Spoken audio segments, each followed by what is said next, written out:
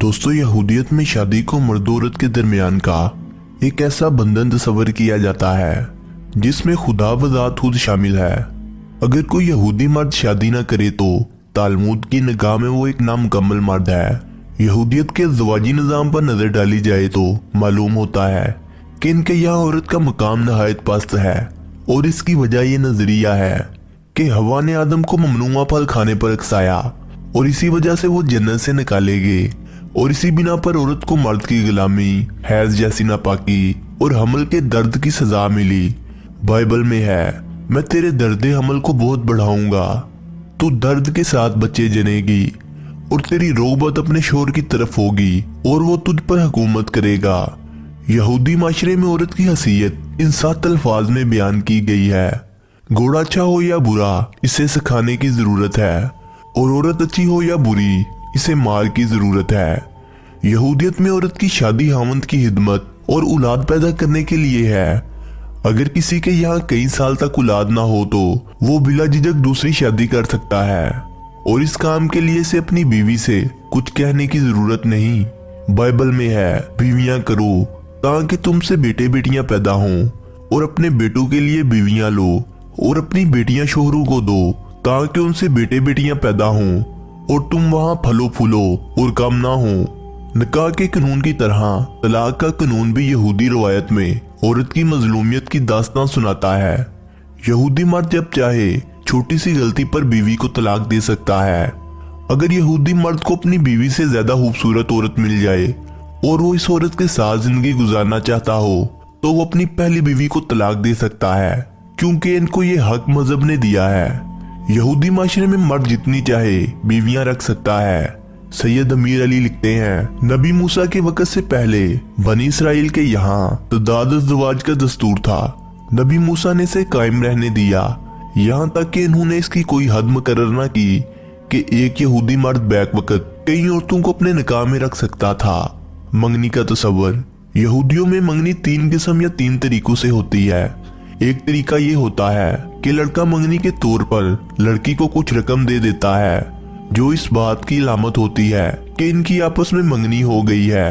मंगनी का दूसरा तरीका ये है कि लड़का और लड़की आपस में एक माहदा करके लिख लेते हैं, और ये लिखा हुआ माहदा इनकी मंगनी की अलामत होता है। मंगनी का तीसरा तरीका यहूदी माशरे में बहुत कम पाया जाता है। इसमें लड़का और लड़की एक दूसरे के साथ जिनसी मेल मिलाप कर लेते हैं, और यही इनकी मंगनी शुमार होती है। शादी की उम्र कम अज कम क्या होनी चाहिए, इस बारे में कोई वाज़ेह सबूत यहूदियत में नहीं मिलता। अलबत्ता तलमूद की रवायत से मालूम होता है कि शादी के लिए कम अज कम उम्र 12 साल होनी चाहिए। यहूदी कानून में है, जिसकी लड़की 12 साल की हो जाए और वो इसकी शादी ना करे और इस लड़की से कोई गुनाह सरजद हो जाए तो वो गुनाह इस शख्स पर होगा। गिलास तोड़ने की रस्म। यहूदी शादी की एक अनोखी रस्म गिलास तोड़ने की है, जिसमें दुल्हा दुल्हन शराब पीने के बाद गिलास को जमीन पर रखते हैं और दुल्हा गिलास को अपने दाएं पांव से तोड़ता है और सब लोग खुशकिस्मत पुकारते हैं। इस गिलास तोड़ने की वजह यह बयान की जाती है कि यहूदी तारीख में इन पर जो जुल्म ज्यादतियां हुई हैं, इसकी याद में ये गिलास तोड़ा जाता है, ताकि शादी के इस मुसरत मौका पर भी इस जुल्म ज्यादती को याद रखा जाए। बाज यहूदियों के नजदीक इस गिलास तोड़ने का मकसद ये है कि गिलास के टुकड़े ये बताते हैं कि ये दुल्हा दुल्हन कब तक शादी के बंधन में रहेंगे, यानी इनकी शादी कब तक कायम रहेगी। महर का तस्वर। यहूदी कानून में महर को औरत का माशी हक नहीं समझा जाता, इसलिए इसे इतनी अहमियत भी नहीं दी जाती। इसी वजह से यहूदी कानून में इसका तज़किरा इशारतन तो मिलता है, मगर सराहतन इसका जिक्र नहीं मिलता। बाइबल में भी इस महर का जिक्र इशारतन मौजूद है। अगर कोई मर्द किसी कुंवारी को जिसकी निस्बत ना हुई हो फुसला कर इससे मुबाशरात करे तो वो जरूर इसे महर देकर इससे ब्याह करे। अगर लड़की का बाप राजी ना हो और वो अपनी लड़की से ना देना चाहता हो तो वो कुंवारियों के महर के मुवाफिक इसे नकदी दे। गैर यहूदी से निकाह। लड़के और लड़की का पैदाइशी तौर पर यहूदी होना लाजम है। अगर इनमें से एक गैर यहूदी है तो फिर इनका निकाह नहीं हो सकता। यहूदियत में ज्यादातर शादियां यहूदियों के दरमियान ही होती हैं। इसकी वजह यह है कि गैर यहूदी औरत से पैदा होने वाला बच्चा यहूदी नहीं होता, अगरचे इसका बाप यहूदी हो। यहूदी शरीयत में जब एक औरत की शादी हो गई तो फिर वो दोबारा शादी नहीं कर सकती। अगर किसी यहूदी औरत को इसके शोहर ने तलाक दे दी तो अब वो दोबारा शादी नहीं कर सकती और ना ही किसी मर्द को इससे शादी करने की इजाजत है। बाइबल में है वो किसी फाहिशा या नापाक औरत से ब्याह न करे और ना इस औरत से ब्याह करे जिसे इसके शोहर ने तलाक दी हो। इससे वादिया हुआ कि औरत पर जुल्म सितम की यहूदियों ने इंतहा कर दी थी, जूतियां तारी गई थी। ये अल्फाज यहूदी मजहब में किस शख्स के लिए इस्तेमाल होते हैं? अगर कोई भाई मिलकर साथ रहते हों और एक इनमें से बेऔलाद मर जाए तो इस मरहूम की बीवी किसी अजनबी से ब्याह ना करे बल्कि इसके शोहर का भाई इसके पास जाकर इसे अपनी बीवी बनाने और शोहर के भाई का जो हक है वो इसके साथ अदा करे और इस औरत के जो पहला बच्चा हो वो इस आदमी के मरहूम भाई के नाम का कहलाए ताकि इसका नाम इसराइल में से मिट ना जाए।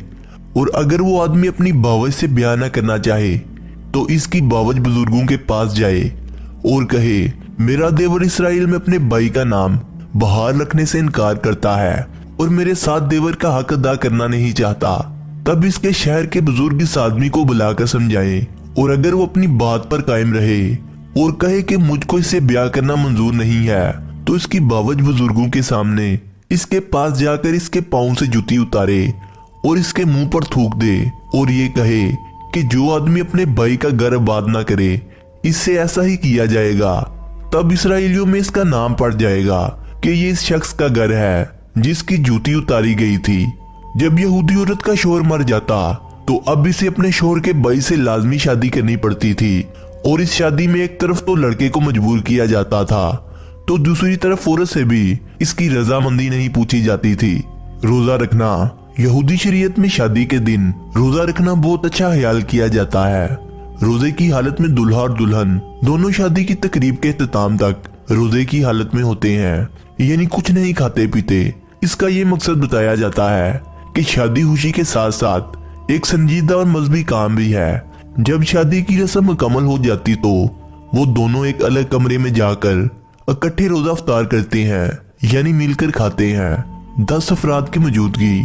दोस्तों हमारे यहाँ तो शादी के लिए 4 गवाहों की जरूरत होती है, मगर यहूदी मजहब में कम से कम 10 लोगों का होना जरूरी है जिसकी मौजूदगी में निकाह की ये तकरीब मुकम्मल की जा सके। ये 10 लोग इस शादी के गवाह होंगे कि अगर कोई अदालती मसला पेश आ जाए तो इन गवाहों से शहादत ली जाए। इनमें एक रब्बी भी होना चाहिए जो तुरात की कुछ आयात और दुआओं की तिलावत करेगा और इस नए जोड़े को खुदा की रहमत की दुआ देगा। दोस्तों वीडियो अच्छी लगने की सूरत में से लाइक करें, कमेंट करें और अपने दोस्तों से शेयर करें।